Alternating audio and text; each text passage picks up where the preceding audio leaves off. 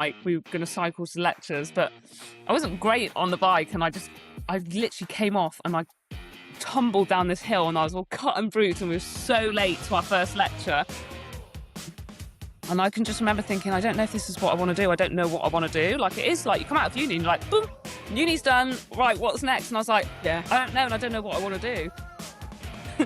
So I went and did it and loved it. And I can remember my rowing coach being like, do you think this is a different direction you could go towards if you've been on this vicious cycle of getting injured? And then I was like, yeah, I really enjoy this triathlon. And so when I got into triathlon, I actually had to learn this new skill of swimming, which is not ideal to start learning at the age of 24. And then because I'd come from an elite rowing background, my headspace was, I want to go towards being an elite. Welcome again to the Toughest Finish Line podcast with me, Jen Doan. Today, I'm joined by the brilliant professional triathlete, Nikki Bartlett. In this episode, we dive into Nikki's journey into endurance sport, what it really takes to compete at that top level, and how she's navigated the setbacks, injuries, and mental battles that come with professional racing.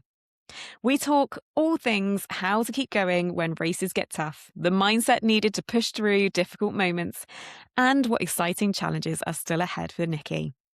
This is a really honest conversation about resilience, performance, and finding strength through the toughest finish lines. I hope you enjoy. So I'd like to welcome an incredible athlete who has had multiple podiums in the triathlon world, including winning Ironman Lanzarote and Ironman Wales. And she also placed 5th at the Ironman World Championships. Welcome to the show, Nikki Bartlett. Nikki, thank you so much for being here today and giving up your time. Thanks very much for having me on, Jen. No, it's a pleasure. Thank you. No worries. So, I thought we'd start just by going right back to the beginning, because for people who don't know your story, your sporting career didn't start out in the world of triathlon, did it? No. How did you first get into sport? I guess I was one of those who just did all sports at school. So I just loved, to be honest, I loved the team sports and the social aspect of sport and at school, but also I loved athletics as well. Right. I wasn't like particularly great at any of it. I just loved getting stuck in. So I did, like your hockey, athletics, bit of netball. That was me growing up in my teens. And then when I went to university, I got involved in rowing, kind of by accident. I was in like the sports hall in my first year, and I was like trying to find the athletics stand, and the first kind of part of the sports hall was rowing. And this really tall handsome guy came up to me and he goes, "Oh, have you thought about rowing? Because I'm tall." And I was like, no, like in my head, I kind of thought rowing was like the kayaking, canoeing, which when I was a rower, people presumed that's what I was doing as well. And he was like, no, come and have a go. And I was like, okay. And I loved it. I loved the social element of it. And so actually that's when I stopped doing athletics. Athletics is pretty much the reason I went to Birmingham University. So my athletics stopped and I went into rowing and I just loved it. And by the way, I couldn't row at all, so I had to learn to row.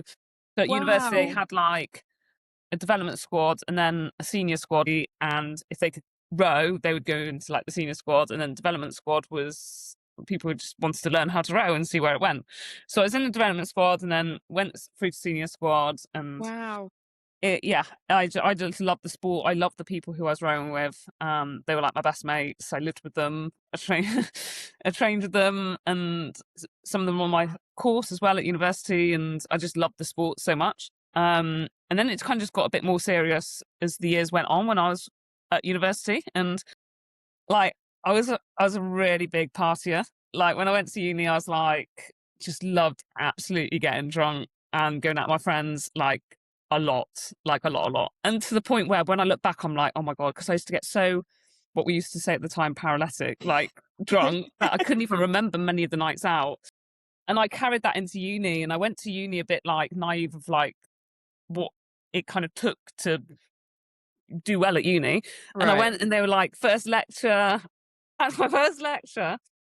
There was a girl in my halls and we went down together and we both had a bike. We were going to cycle to lectures, but I wasn't great on the bike, and I literally came off and I tumbled down this hill, and I was all cut and bruised, and we were so late to our first lecture. That when we walked in, this girl was like mortified. I'm like, I'm so sorry, I've literally just met you. But we went on to be like really good friends. So it's fine. And we walked into our first lecture and he was like, "You're late, get out." But in front of everyone. So like everyone knew who we were straight away. And I was like, oh my God, this is so embarrassing. What a way to make your first mark. And then the second lecture we went, he was like, "Right, on your laptops." And I was like, "Laptop? I haven't got a laptop."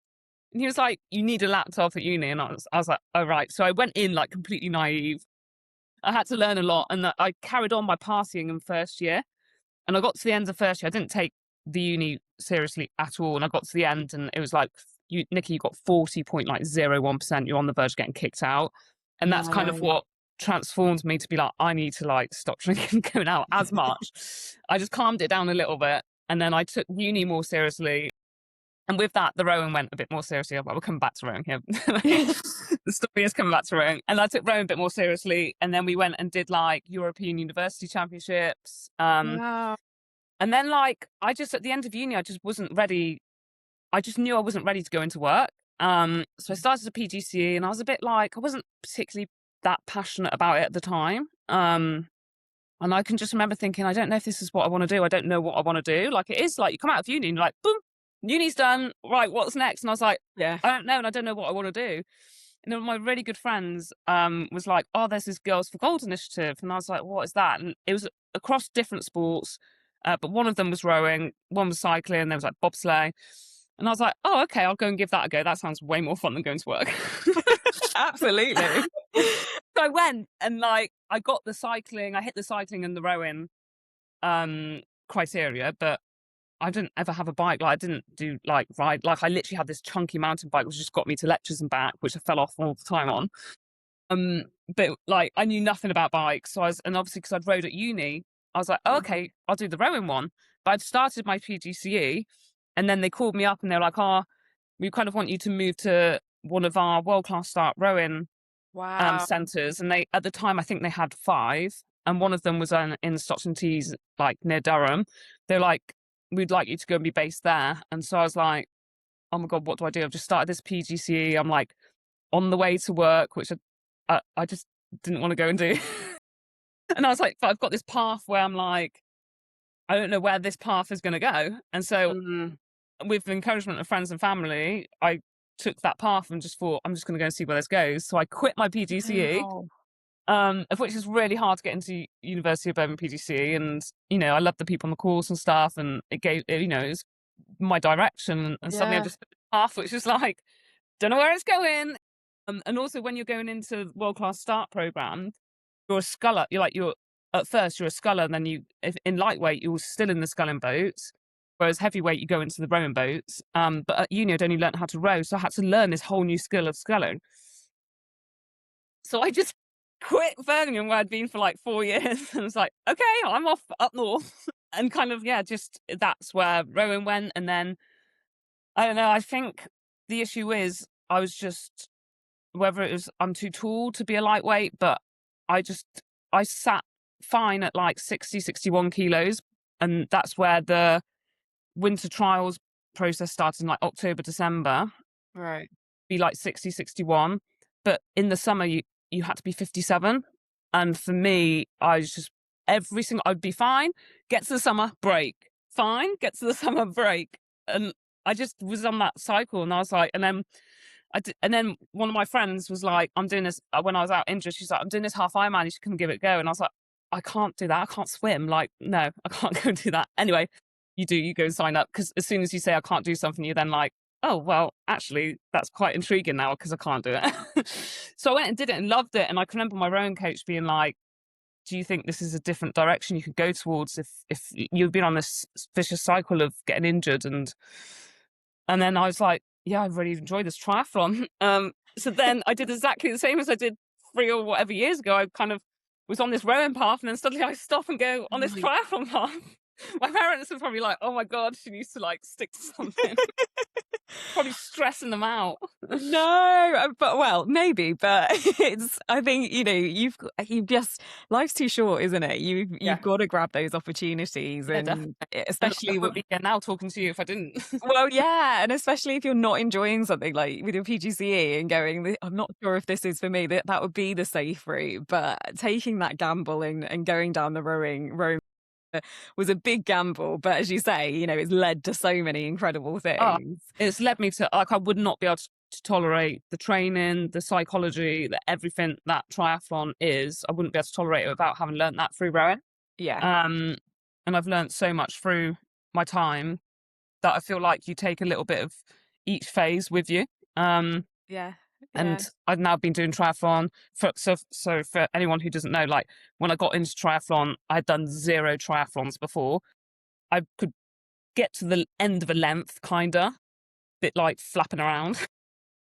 Like, I used to go to the Lido with friends and stuff, but we'd just, like, sit and sunbathe, get some chips, and then we'd go and splash around. And, like, I could get to, like, the end and stuff, like, fine, but I couldn't do the swimming stroke. Like, it would just be a bit like slapdash off a diving board, blah, blah, blah, blah. And so when I got into triathlon, I actually had to learn this new skill of swimming, which is not ideal to start learning at the age of 24.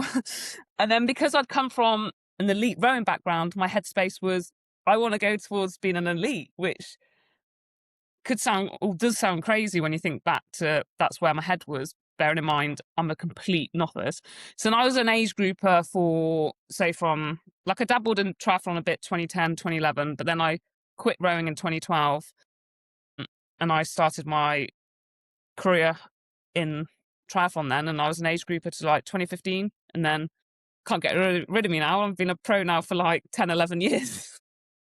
And it's lovely that we can't get rid of you because it's incredible watching you race. And I mean, just that mindset of somebody says, let's go and do an Ironman. And even though you couldn't really swim at the time, you didn't let that stop you. And I that's one of the things I love about your story is that it just shows to people that no matter where you are in life, it's never too late to learn something and to go on and achieve massive things. And so was there a turning point where you remember thinking, actually, I'm pretty good at this. Maybe I could make this as a professional and as my career now within triathlon?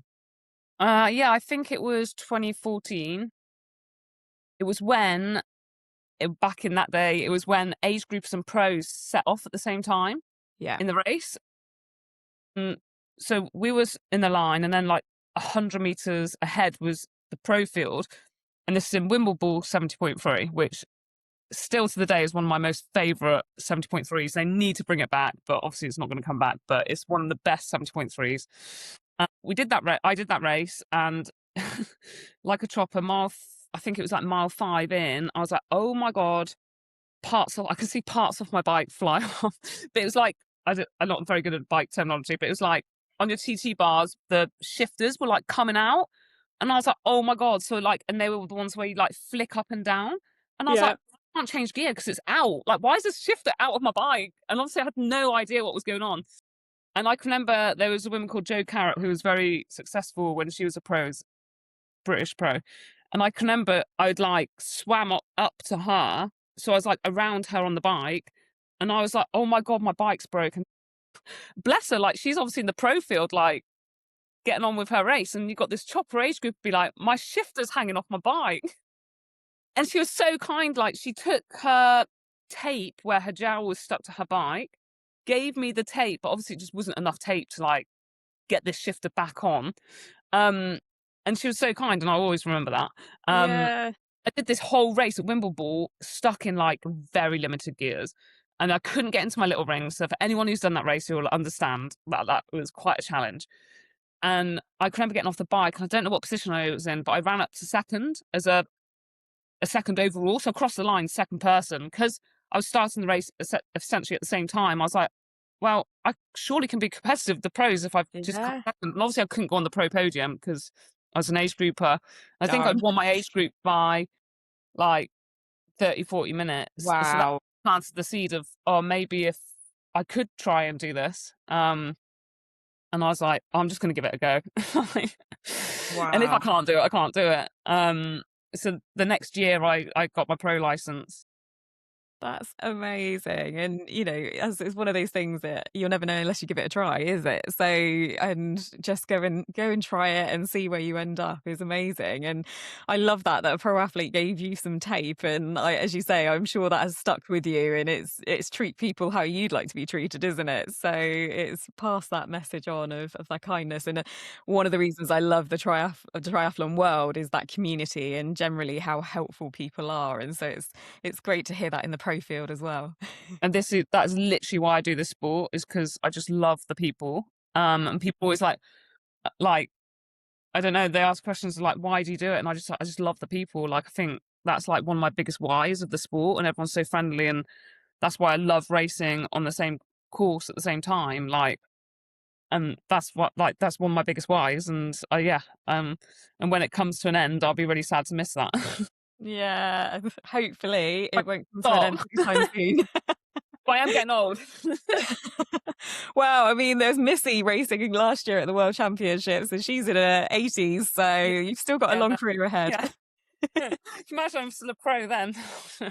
You never know. You never know. I mean, you came from not being able to swim, Nikki. Anything is possible. So, and I'm fascinated by your journey. And you've now podium, and as I mentioned at the start, you've won some pretty brutal races out there. I mean, winning Ironman Wales, the notoriously tough course out there. Have you got a favourite course that you just have loved racing on, and why was it so special? It's Ironman Wales every time. Like, so we get our pro calendar like anything between. I'm literally going to make this up. So anything between like October and December for the following year, and all I do is I go straight to September, and I go straight to I look down and see what UK races are on there. And when I started my pro career, I could stay in the UK and just literally stay here and race. That's like what I love to do. But now it's becoming more and more limited. I mean, it's great. There's still 2 on the pro calendar, but that's where my head goes to straight away, is those races. So yeah, it's Ironman Wales for me. Yeah, and because I haven't actually been to Ironman Wales, but everybody I speak to just says it's incredible. Like, what is it about it that makes it so special? Again, going back, the people, the vibe, like you arrive and everyone's like, are you here for Ironman Wales? Like, I might go and do a course recce again soon, because it's been about 3 years since I was there last. In a couple, if the weather's good, only if the weather's good. I'm a fair weather cyclist. And you'll go and people will be like, are you here for the Ironman Wales course? Like, people like just love it. And the vibe, like everything of that race is what I do this for. And it is like, people will look and judge and be like, such a road decision, because it's the same day this year as Ironman 70.3 World Champs in Nice. And obviously I came 5th there. I'm not saying I'd come 5th again, but it's a course that really suits me. It's a course I love, but it's not Ironman Wales. And unless it's how it feels deep within me. Yeah. And it's a feeling that often is so hard to describe unless you can feel it. Yeah. And that's what that race is. It's like this deep feeling that, like, like I was doing a bike session yesterday, and it was getting a bit tough towards like the last 2 reps. And I was like, the whole way through, I was just like, oh my Wales, oh my Wales. Like, I just kept thinking about it, because it was like kind of like a session which I'm going to tailor towards getting ready for it. And Yeah. yeah, it's this feeling that unless you can feel it and also go and see it, like, I've had friends go and watch and not know what it's about and then sign up. And it's like, if you go over and watch it, you're going to be signing up. But I haven't yet done it on a rainy day. And I literally, if there's chance of rain, I will not cycle outside. Like, I'm such a fair weather cyclist. Wow. Hi, I'm Lara, co-founder, head chef at Veloforte. We believe that health and performance should never be a trade-off.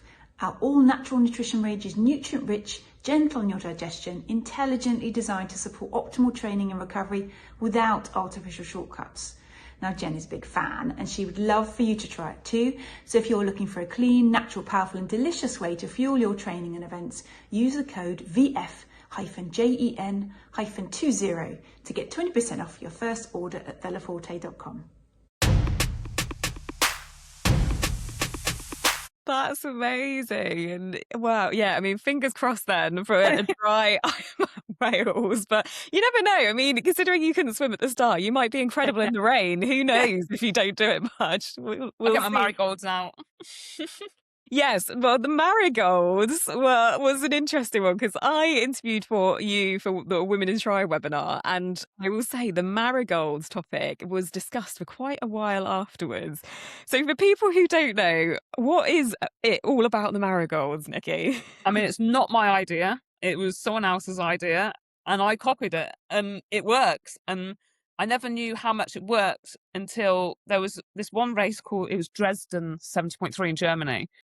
And unfortunately, it was a horrifically cold and wet day to the point where I was like, I woke up and I was like, there's no way this race is going to be on. Like, it's just awful outside. And they put the race on, they shortened the swim. And I don't know why, but I knew marigolds would be best, but I tried to get gloves on and they didn't keep my hands warm and it was pointless having them on. And I couldn't barely steer, couldn't change my gears. And I was like, oh my goodness. And then at Swansea 70.3, I wore my marigolds. It was like, I can't even remember what year it was, like maybe 23, 24. I can't even remember. It was wet. So I wore them and my hands were boiling. I could grip properly. My thing I struggle with, as soon as my wrists get cold, I can't feel my hands and I have that Raynaud's and it's game over for me if I get that. Like I can't feel anything. Yeah. So I need my wrists warm as well. And obviously that covers the wrists. It just like ticks all the boxes. They're easy to get on out the swim. They're warm. They're like £1. And like, if you don't want them at some point, you chuck them and you've only wasted £1. But like, they keep your hands so warm. There's just like, it's just a game changer if you can get your head around like how you look. But I literally don't care. I love it. And as I say, it was what everybody was chatting about afterwards with marigolds. And people were wearing them. People were sending me photos and they were like, it was amazing actually, because they were putting like little notes and stuff. And then their marigolds were full of like all these motivational quotes and stuff. And it was so nice. Oh, I love that. I hadn't thought about it. That's a great idea. I mean, do you have a favourite colour marigold that you like to wear or a favourite brand or is it anything goes? Well, this is quite sad. So when I travel, so basically when I travel, I take spares of certain things because you just never know, like, can happen. And I always travel with spare, like rear hangers. Now I do anyway, spare travel rear hammers, bolts and stuff. And then I always take two, I don't know why, but 2 pairs of marigolds because I can't decide if I prefer pink or blue. So I travel with 2 pairs everywhere, even to like boiling hot races. I'm like, you never know. So I take them. You never know when you're going to need your marigolds. And then is it a race day morning decision of pink or blue? Yeah. Or maybe one of each. Maybe Very that's the way to go. Very cool. Yes, Yeah. I think that is the way to go for sure. I love it. All the pro tips are coming out now. If you want pro tips, do not come to me. That is not true. You want proper tips? Here I am. But I think sometimes the proper tips aren't what's needed. It's the real life, easy solutions that everybody else is needing. So yeah, I knew that quite a few of the girls had raced them with marigolds, but I hadn't heard about them writing on them. I love that idea. Yeah, it was amazing. I loved it. Brilliant. So on that note slightly, I did put out a message on socials just saying if you could ask pro anything. So pro tips, I'm afraid, Nikki, but from your experience with these situations, because I know, as you've kind of touched on, the injury, with rowing, you were injured quite a bit, and Ironman training is full on. And one of the questions that came up was when motivation is dwindling a little bit and maybe disappearing because of injury or because it's so intense. What is it that keeps you going and keeps you getting out there? You mentioned Ironman Wales, but is there anything else that's your go-to that keeps you going? I think this topic could just be explored in so much depth in so many different ways, like hundreds of different avenues you can go off here. And so obviously this is just personal experiences and just kind of a bit slapdash as they come to my head. Yeah, no, that's what we want. But, I think obviously a goal has to be so motivating that when it does get tough, and it does, I'm not going to sit here and say, I mean, I do love what I do, so I am always motivated, but I'm not always, I don't know how to explain it. There's different motivation levels. So for instance, I struggle sometimes to go like a Friday or Sunday night swim. I'm like, oh God, I feel like, I don't know why in my head I shouldn't be swimming at this time. It's because you should be going out in Birmingham and getting paralytic. I always say that the Sunday evening swim counts as double and it's like the graveyard shift. Yeah. But I still love to go. Like, there's no way I'm not going. But so in my head, I'm like, oh God, it's this swim, but I'm still going to go because my goal is so important and big to me. So it's like, yes, I'm always motivated, but I didn't struggle to sometimes get going towards it, if that makes sense. It's like, because you'd be like, you can't always be motivated. And so it's important to know that you motivation does go up and down. But it's kind of what goes with that. Like if it's kind of going onto the path of I've not been motivated now for a week or 2 weeks, then I think that's actually a bigger topic to discuss of why.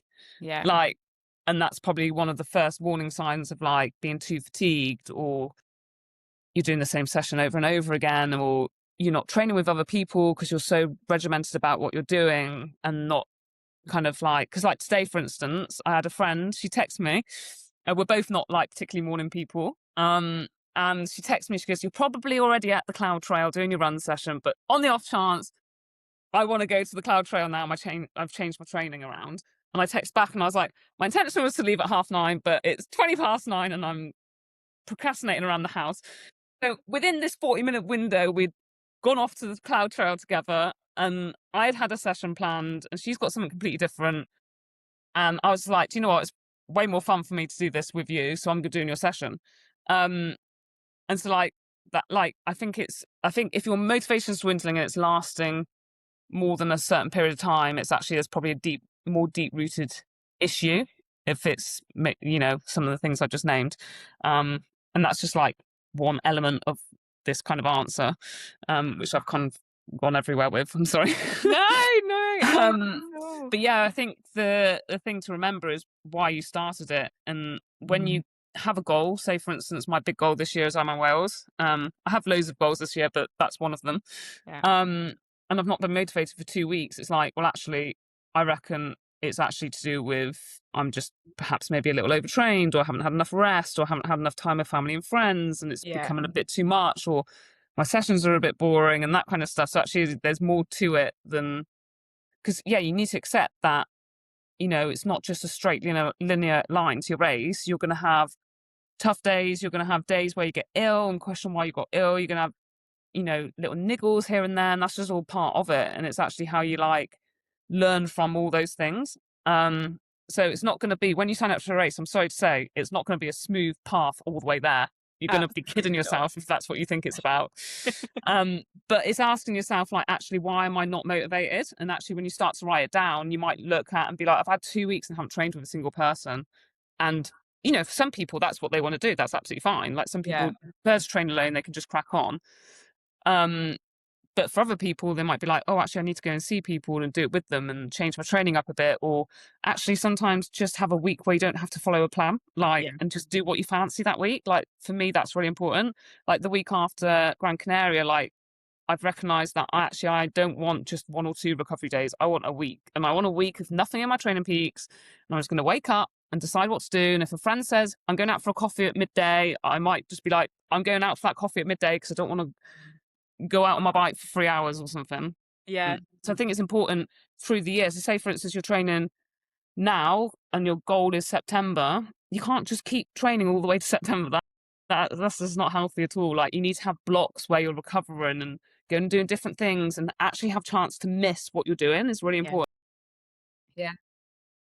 But I think there's so much that you've just said that is so golden and so useful to people, and just acknowledging that it's okay to take a break, isn't it? And it's okay to go and see your friends, and actually you need to go and do that to give your body a break and your mind a break from training plans and all of that. So I think it's really important just to have those breaks and that time. And I like what you're saying about is just looking why you're feeling unmotivated, right, rather than just saying, I'm not feeling motivated at the moment. Well, what is that? Is it that is overloaded, or you're missing your friends and family, that type of thing? So it's so helpful, Nikki. And Similar to that, obviously you mentioned about injuries and being injured. How do you fight the head of I'm injured, I can't train? Like, what do you do within those situations? Because it's hard, isn't it?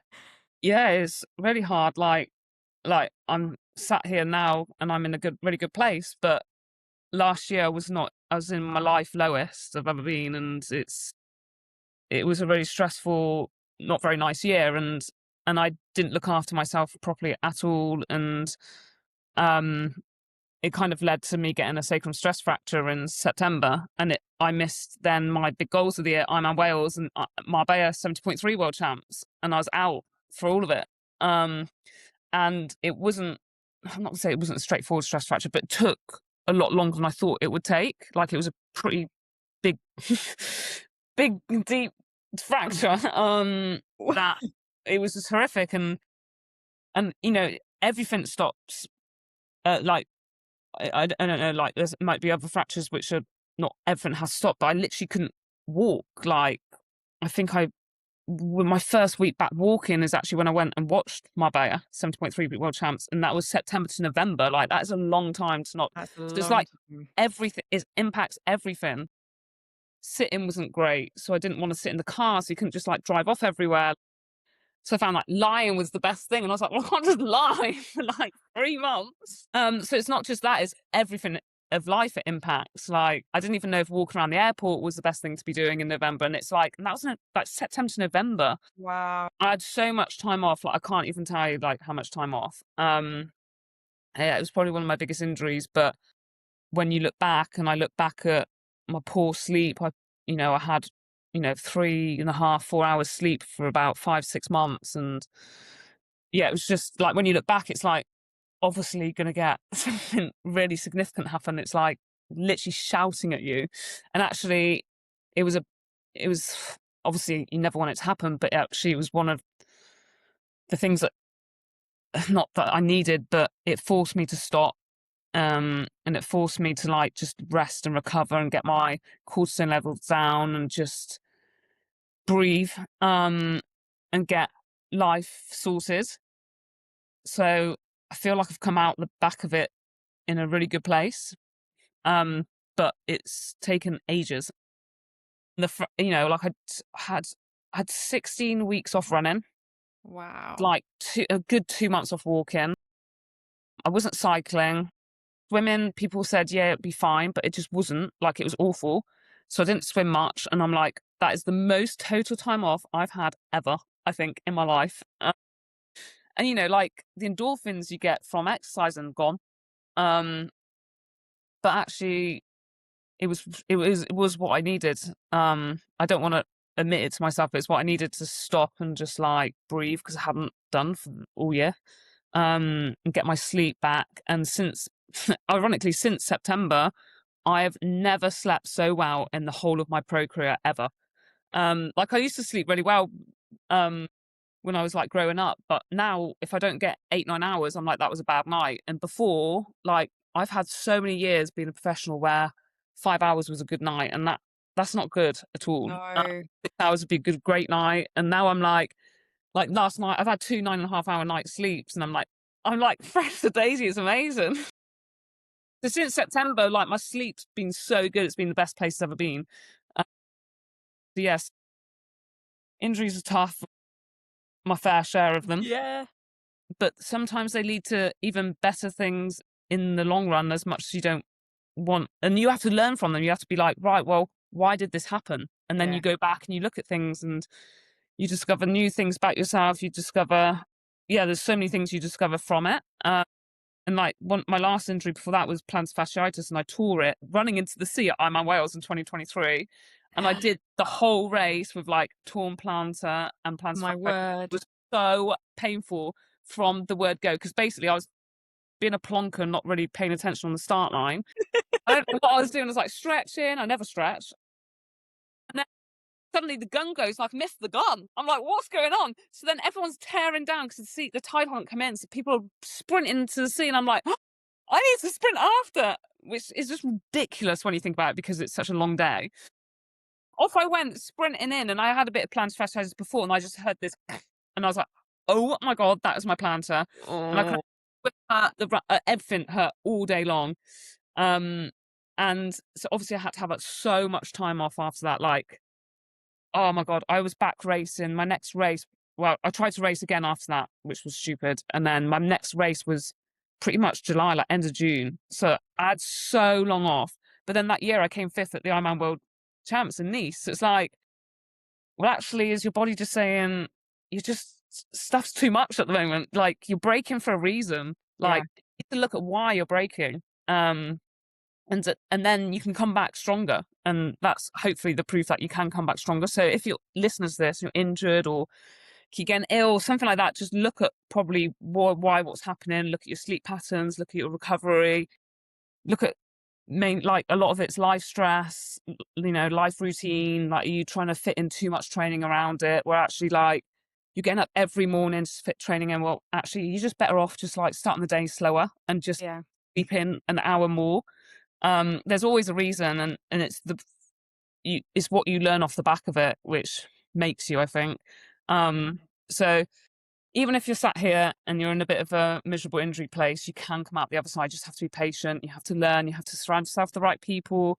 You have to get good advice, look at your nutrition, but also just go back and look at the warning signs, what was leading up to it. Because usually there's loads of warning signs that in hindsight, you only see when you've gone and you've broken. That's the issue. In a lot of things in life, until you're at breaking point, which I've discovered in my life, like not outside of sport, it's like when you're at breaking point, or in sport when you're at breaking point, that's when you learn and look back, and actually you can see all of it leading. And like for injury, it's like, well, what was your sleeping patterns before? yeah, How's your nutrition been? If you track heart rate, how's your heart rate been? Have you been in a constant fatigue? Like, have you been in like this constant 2-3 weeks fatigue? Like, that's not a good place to be. If you're in that for a period of time and not taking some rest off the back of it, like there's a slippery slope of where that's going. And yeah, like, again, back to motivation. If your motivation hasn't been there for like weeks, then that is a massive alarm bell for me. And then like, what is reoccurring? Like, are you really irritable at work or in the family and the home? Because like irritability is probably quite a big thing as well. yeah, Like, there's so many different things you can go back and look at the warning signs, but unfortunately, a lot of us go too far before we look at them. yeah, And it's when you've gone too far, you're like, should have looked at that before, but yeah. unfortunately, it's when you get to breaking point that you look. Yeah, but I think these are such great things to look out for, and as you say, we often overlook them and don't think about them. So I think it's great advice there, just to what to look out for.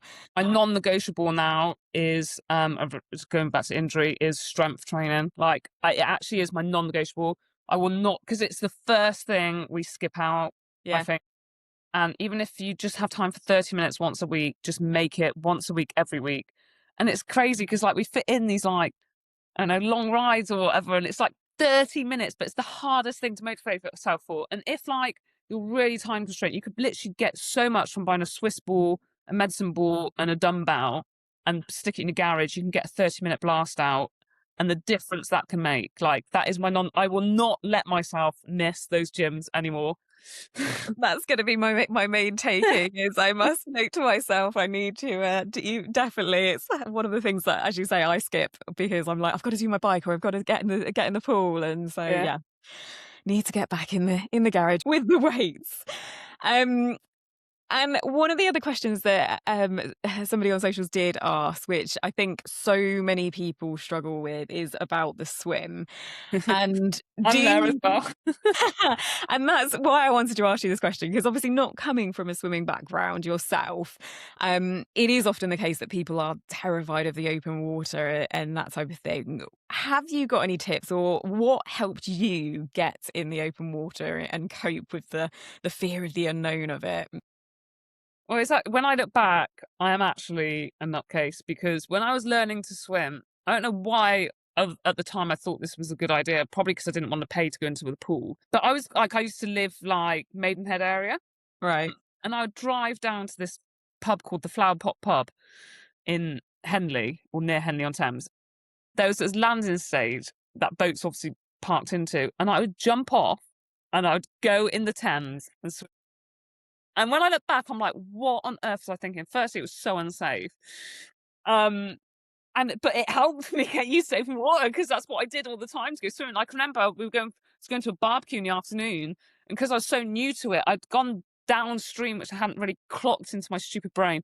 It's going downstream, and I was like, God, I feel good. Anyway, it wasn't only because it was a really fast flow, and that took me. I think it took me like half an hour out, and it took me like 68 minutes back. It was honestly, it was awful to the point I kept stopping, but I couldn't. You couldn't keep stopping because the stream was so fast. You go back. I can remember I got to the barbecue so late. Everyone was like, we were so worried about you. I was like, oh my God. And that was the moment I was like, this is stupid. I shouldn't be swimming there. But I think basically not doing that, but getting yourself immersed into open water is really important because you can only learn from being in that environment. And also, like, firstly, 100% be part of a swim squad. Like, that is why I go swimming, because the swim squad I go with here are like my best mates. We have so much fun, and like we all push each other on. It's just a laugh. Like, no one takes it too seriously. Like, if like you're having a bad session or whatever, and it's just that is my why I go swimming, because I just love it. But if I wasn't with them and I was on my own, I reckon I would have retired ages ago. And the coaches are amazing, and yeah, it's just a great environment to be around. So get yourself in a swim club, because they're also, like today, for instance, on a Friday, we do loads of feet work. Right. Like just and like group work, like, you know, side by side of water starts, and like, you know, you've got 3 aligned and you've got 3 behind you, and like it's the same like open water skills, like people around. Like, that's probably one of the things people don't like, is people around you and touching you. Yeah. Yeah. Whereas like swim squads, you can practice that and get used to that. So that's what you can do, like, you know, every week. And then like and it's really hard being in the UK because it's so cold. Like, I'm finding it too cold to go outside on my bikes, let alone open water. Like, I've got friends messaging me, they're like, I've just been for an open water, so I'm like, you are crazy to me. Like, unless it's 18, I'm not going in. Getting in open water, and like people like, there's loads of like open water like swim events on. Like, I think there's one near where my parents live in the Cotswolds somewhere. It's at like Lake 32. I mean, it's not that close to them, it's like half an hour away. But like I think it was like every Wednesday night or something, they had an open water swim event. And it's just Right. like getting used to just being around people in the open water, I think, is one of the biggest challenges. And just like learning skills like sighting. Like, for me, like pre-race, the biggest thing I do not like to not know is where I'm going. I've had this fear of just being on my own in the water, Yeah. and which is highly likely in a pro field. Like, you can be on your own, and like, the fear of not actually knowing where I'm going. Like, learning skills that, you know, like sighting and stuff. Like, I think there's no better way than just getting immersed in it. And just don't go and do it on your own. Like, there's loads of people, like there's loads of tri clubs, Facebook pages where you can be like, is anyone going? And there's going to be always people being like, yeah, I'd love to go with someone, blah, blah, blah. And then you make friends, and it's even better because you've got friends. Yeah. So yeah, so there's loads of things you can go and do to help. But also recognize that you're in the same boat as a lot of people who are starting that race. Yeah. And even me, like, as soon as I'm at the swim, I'm like, oh God, thank goodness. Right, let's go. It's reassuring that even the pros are thinking that about elements of a race, for sure. Because, yeah, as you say, so many people do find the swim incredibly daunting. Yeah. At And least I it's think, overdone first. yeah, exactly. And it's the shortest part, I always say. It's the shortest part. You can get it done. And yeah, I mean, that's exactly what I did, is I actually went and got a open water swim lesson, which I didn't even know was a thing, but it was so helpful. And I met people through that, and it just helped build that confidence. And I think what you said about the swimming next to people and just having a go because it is a big worry when you're starting a race. But me and my friends, we would just like swim across each other just to practice it and get used to it. So yeah, I think that's amazing advice there. And if somebody was thinking, oh, I'm listening to this and I think I might give triathlon a go. Yeah, do it. Oh yes, go do it. But what is your favourite thing about the world of triathlon? Of people, like, and racing alongside each other. Like, Yeah. that is my favourite bit. That's my biggest why I do it, and that's why I keep going. I don't want to stop, because I just love racing alongside everyone. And everyone has a story, everyone has a reason of why they do it. Everyone's in the same boat. Like, if you think, well, so I'll just speak for myself, sorry. If you like people are like, oh, it's all right, but you're a pro. And I'm like, I honestly feel every emotion you're feeling. Like when people are like, oh my God, do you get nervous? 100% get nervous. 100% try different things on race day, which people say don't. I 100% don't know everything what's going on, and some stuff goes on in the race. I'm like, oh my goodness. So I feel everything you're feeling too. So go and give it a go, because you'll get hooked like I did. Like I was like, oh my God, such a good sport. Yeah, absolutely. It's like community vibe, isn't it? And once you get Yeah. once I you think get in, the main thing people worry about is maybe being the slowest. yeah, Like, I'm not gonna lie, I think I actually was the last out of the water in my first triathlon. Because I got in, I had a panic attack, so I was like, what's going on? I can't really swim. And then because I couldn't actually swim that well, I jumped in and I was like, oh my goodness, I don't know how to get around this. It was in a quarry. And I can remember I got out and like everyone had gone. And I was like, oh my God, I'm last. And it was so, like, I still didn't really know what was going on. Like, I didn't have water bottle cages on my bike. Like, I didn't take any food with me. I can remember getting on the run and saying to my parents, I am starving.